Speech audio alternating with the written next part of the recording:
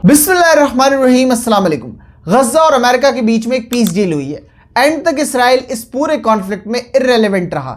जिस तरह इस पूरी जंग में यूनाइटेड स्टेट्स ने उसके हथियार, पैसे, मिलिट्री जनरल्स को गजा में भेजकर लड़ाई करवाना या फिर स्ट्रेटजिस्ट को इसराइल में भेजना ताकि गजा के लिए प्लान बनाया जा सके, इन सारी चीज़ों का इंतजाम किया। सेम उसी तरह उसके लिए बात भी इस वक्त यूनाइटेड स्टेट्स यानी कि उसका मास्टर ही कर रहा है। डील क्या है ये तो आपको मालूम ही होगा। यूनाइटेड स्टेट्स के प्रेसिडेंट डोनाल्ड ट्रंप ने 21 पॉइंट्स का एक अल्टीमेटम बनाया जिसको कहा गया पीस प्लान।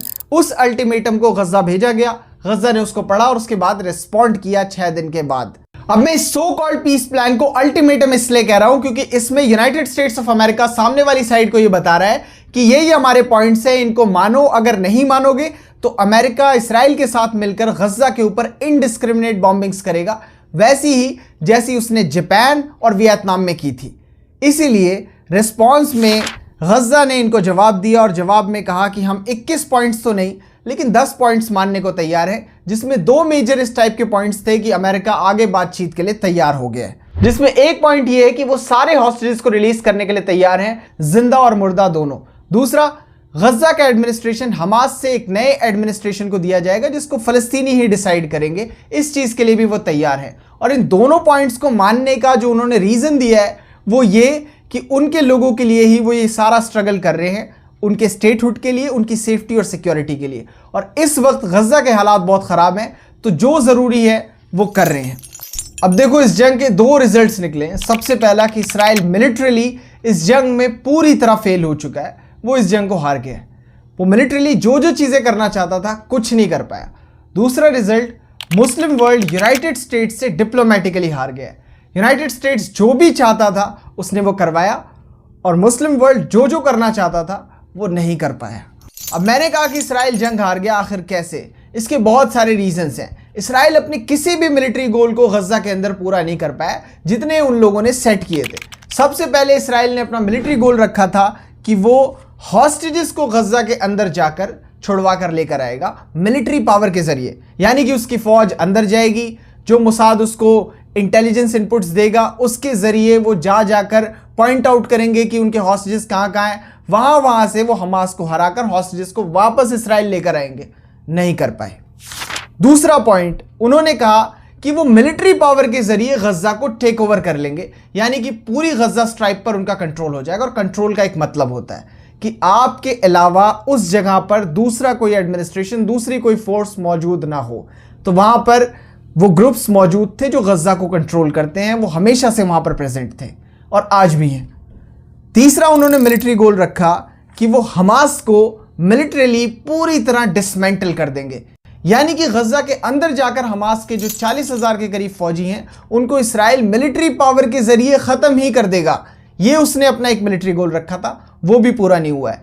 यूनाइटेड स्टेट्स और वेस्टर्न नेशंस के सोर्सेस, उनके थिंक टैंक्स कह रहे हैं, उनकी जुबान है, मैं उन्हें ही कोट कर रहा हूं। ये पहली रिपोर्ट है रॉयटर्स की। यूनाइटेड स्टेट्स की मिलिट्री इंटेलिजेंस इस बात का दावा कर रही है कि जब से जंग शुरू हुई है तब से लेकर आज तक हमास ने 10 से 15,000 नए लोगों को अपनी फौज में जोड़ा है।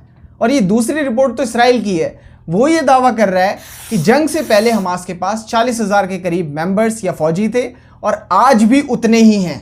और उन लोगों ने इसी बीच नए लोगों को जोड़कर जो भी उन्हें थोड़ा बहुत नुकसान हुआ था वो पूरा कर लिया है। मतलब हमास को डिसमेंटल करने की जो मिलिट्रीली इन लोगों ने बात कही थी, अपना गोल सेट किया था, वो पूरी तरह नाकाम हो गया है। इन्हीं की रिपोर्ट्स, इन्हीं के लोग दावे कर रहे हैं। चौथा इनका गोल था कि ये लोग गजा स्ट्राइप को गवर्न करना चाहते थे, उसकी सिक्योरिटी को अपने हाथ में लेना चाहते थे।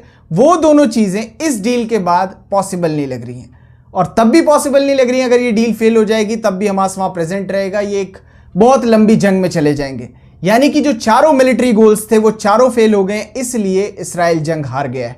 यहां पॉइंट ये है कि इसराइल ये क्लेम करता है कि वो मिडिल ईस्ट की मोस्ट पावरफुल आर्मी है। उसकी जंग हुई एक एनक्लेव में कुछ ग्रुप्स के साथ, वो उनके ऊपर प्रेशर डालकर कोई डील नहीं कर पाया अपने बल पर, और ना ही अपने बल पर मिलिटरीली उन्हें खत्म कर पाया।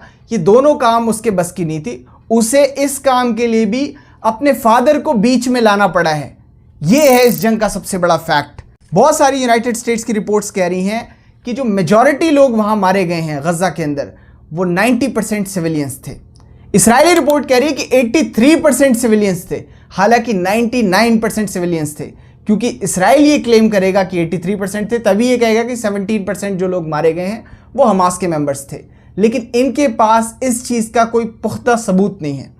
और ये जितने भी लोग मारे गए हैं 65,000 to 1 लाख, इन सारे लोगों में 70% लोग औरतें और बच्चे थे, यानी कि जानबूझकर निहत्थे और कमज़ोर सेक्शन को टारगेट किया गया है ताकि डेथ टोल को बढ़ाया जा सके। ये एक स्ट्रेटजी थी इसराइली आर्मी की। अच्छा, ये जो जंग में इन्हें नाकामी मिली है, इसके पीछे एक और बड़ा फैक्ट है कि ये ऐसा ही नहीं कि इसराइल हारा हो, इसराइल के साथ साथ वेस्ट भी हारा है। अभी रिसेंटली ये जो रिकॉग्निशंस मिले हैं, इन्हें मैं अप्रिशिएट करता हूँ, लेकिन अप्रिशिएट आपको करना चाहिए मुस्लिम वर्ल्ड को कि इन सब ने यूनाइट होकर काम किया। अरब वर्ल्ड ने बहुत पैसा दिया वेस्टर्न नेशंस में, वहाँ लॉबिंग की और लॉबिंग करके ये रिकॉग्निशन पॉसिबल बनाए। आने वाले टाइम पर भी कुछ रिकॉग्निशन होंगे, लेकिन वेस्टर्न नेशंस इस 2 साल की जंग में और आज भी इसराइल को उसी तरह बैक कर रहे हैं जिस तरह वो फर्स्ट डे 7 अक्टूबर के बाद से सपोर्ट कर रहे थे। और इतना ही नहीं, उसके पास वैसे ही बहुत सारे एडवांटेजेस हैं। सबसे पहले तो उसकी इकोनॉमी को वेस्ट ने चमका रखा है, इसलिए उसका मिलिट्री बजट बहुत ज़्यादा है, इसीलिए वो अपनी फौज के ऊपर ज़्यादा खर्चा कर पाता है। उसके बाद उसके पास दूसरा एडवांटेज ये है कि उसकी मिलिट्री टेक्नोलॉजी में 2 बड़ी टेक्नोलॉजी शामिल हैं, यूरोपियन टेक्नोलॉजी, अमेरिकन टेक्नोलॉजी। इनके हथियार, इनका सब कुछ इसराइल के पास मौजूद है। तीसरी उसके पास बड़ी एडवांटेज ये है कि उसके पास रेगुलर मिलिट्री एड है, यूरोप की भी, यूनाइटेड स्टेट्स की भी। अगर कोई कॉन्फ्लिक्ट हो जाता है तो वो मिलिट्री एड बढ़ जाता है, फ्री में पैसे आ जाते हैं, फ्री में हथियार पहुंच जाते हैं। यूनाइटेड स्टेट्स पूरी तरह लग जाता है, यहाँ तक कि लॉजिस्टिक सपोर्ट के साथ साथ वो अपनी इंटेलिजेंस भेज देता है, वो अपने स्ट्रेटजिस्ट भेज देता है, वो सारे लोगों को गजा में उतारने तक के लिए तैयार हो जाता है। इन सब के बावजूद भी जंग का रिजल्ट ये है, लेकिन फिर भी हमारे यहाँ बहुत सारे लोगों को लगता है कि इसराइल एक इनविंसिबल पावर है। ये एक हिसाब से इसराइल को अपना बाप बनाकर बैठे हैं, लेकिन इन्हें समझना चाहिए कि इन्होंने जब जब ऐसा किया है तो उधर से जूता पड़ा है, और जब जूता पड़ा है तब जाकर ये सुधरे। एक वक्त पे इन्होंने सोचा कि ट्रंप बहुत ज़्यादा एंटी मुस्लिम है, तो इन्होंने हिंदुस्तान के अंदर उसके मंदिर ही बना लिए थे। लेकिन अब वो क्या कर रहा है, इंडियंस के वीज़ा को महंगा कर रहा है, इंडियंस के वीज़ास को कैंसिल कर रहा है, इंडिया के ऊपर टैरिफ्स लगा रहा है, पाकिस्तान के साथ दोस्ती कर रहा है। हो सकता है आने वाले दिनों में पाकिस्तान में वो इन्वेस्टमेंट भी कर दे। अब ये सारी चीज़ें जानने के बाद इन्हें ऐसा लगा कि इनके ऊपर जूते पड़े, इसलिए हो सकता है आने वाले दिनों में ये ट्रंप के उन मंदिरों को तोड़ दें जो इन्होंने यहाँ पर बनाए थे। लेकिन इन्हें कोई ना कोई एंटी मुस्लिम फेस चाहिए, तो हो सकता है फिर ये लोग नेतन्याहू और इसराइल के मंदिर बनाएं, वहाँ पर जाकर उल्टी सीधी हरकतें करें। इन सब चीज़ों का कोई फ़ायदा नहीं है। यहाँ एक जियोपॉलिटिकल फैक्टर है जिसका फ़ायदा इसराइल उठा रहा है। आपको समझना पड़ेगा कि जंग ख़त्म कैसे हुई है, यूनाइटेड स्टेट्स के प्रेशर से, जो हमास पर डाला गया, ये बोल के कि अगर वो इन बातों को नहीं मानते तो लोग इसका प्राइस पे करेंगे और बहुत ज़्यादा बुरी तरह से वो गजा के ऊपर अटैक करेंगे। यूनाइटेड स्टेट्स इसराइल के लिए हॉस्टेजेस को वापस लेकर आया। अब आप सोचो, जो अपने हॉस्टेजेस को खुद वापस नहीं ला पाया, जो अपना मामला एक ग्रुप के साथ सॉल्व नहीं कर सकता, क्या वो ताकतवर हो सकता है? क्या उसको ताकतवर कह सकते हैं? नहीं कह सकते। यूनाइटेड स्टेट्स का बनाया हुआ मिराज अब शैटर्ड हो रहा है। जिस दिन उसकी कुर्सी डगमगाई, इसराइल लुढ़क जाएगा।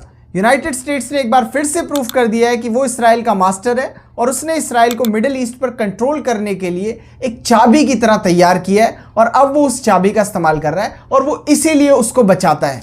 यूनाइटेड स्टेट्स ने 2 साल में ही सही पर स्ट्रेटेजिकली हमास और मुस्लिम वर्ल्ड पर प्रेशर बनाया, बाय हुक और बाय क्रुक, और आखिर में जो अल्टीमेटम उसने हमास को प्रेजेंट किया उसे मनवा लिया, और उसमें वही चीज़ें थी जो इससे पहले इसराइल डिमांड कर रहा था। इस बात में कोई दो राय नहीं है, क्योंकि यूनाइटेड स्टेट्स इस बात को जानता है, इसराइल का गिवअप मतलब अमेरिका का गिवअप है, इसराइल को कमज़ोर दिखाना मतलब अमेरिका को कमज़ोर दिखाना है।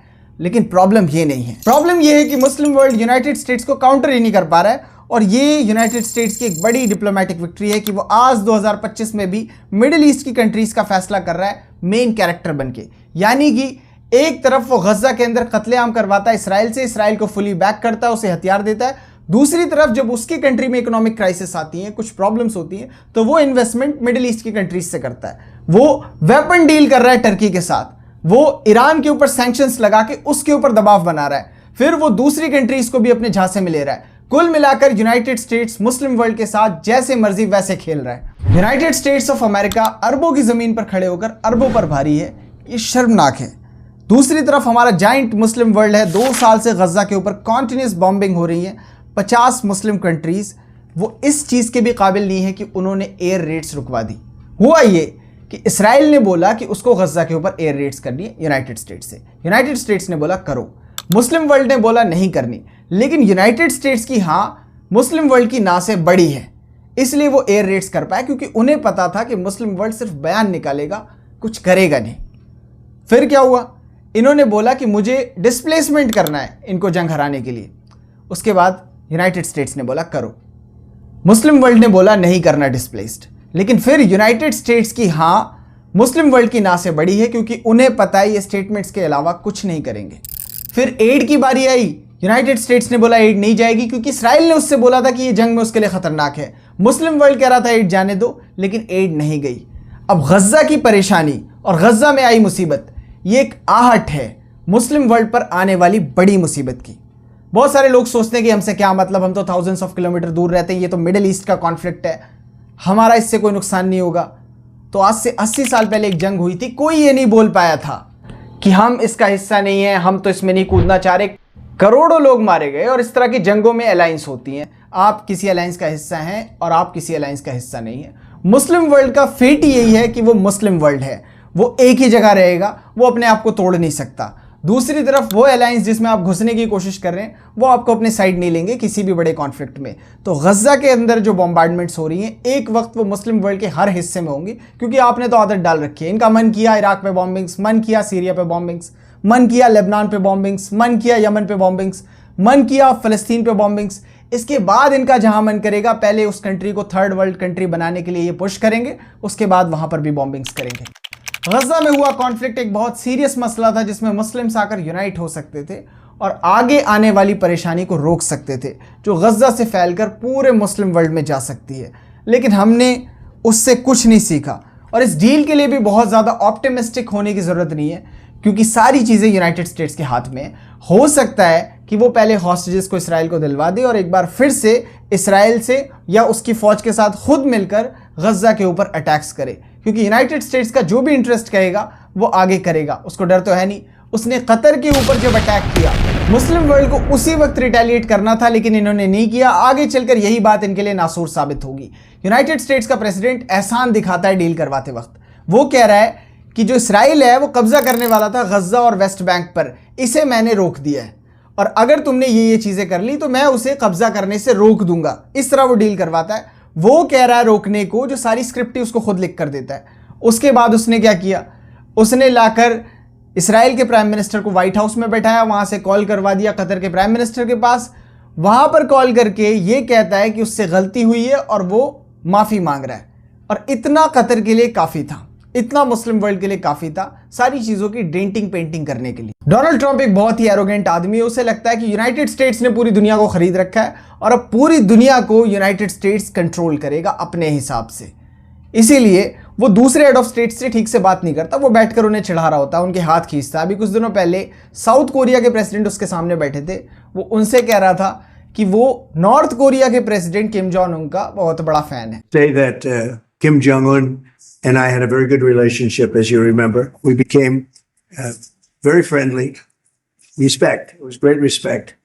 And it was not going to be that way had Hillary Clinton. और भी बहुत सारी तारीफें गढ़ रहा था किम जोंग उन की। उसका मेन मकसद है कि इस वक्त साउथ कोरिया उसे और ज़्यादा पैसे दे उसकी सिक्योरिटी के लिए। सेम चीज़ें वो पूरी दुनिया पर अप्लाई कर रहा है। इन पर टैरिफ्स लगा दो, उन पर टैरिफ्स लगा दो, जिनकी सिक्योरिटी कर रहा है उनसे ज़्यादा पैसे लो। ये डील इस वक्त उसके हाथ में, जो मिडिल ईस्ट में फ़िलहाल हुई है, और यही सबसे बड़ी दिक्कत है। इस वीडियो में बस इतना था। वीडियो को शेयर करें। Thank you so much for joining us.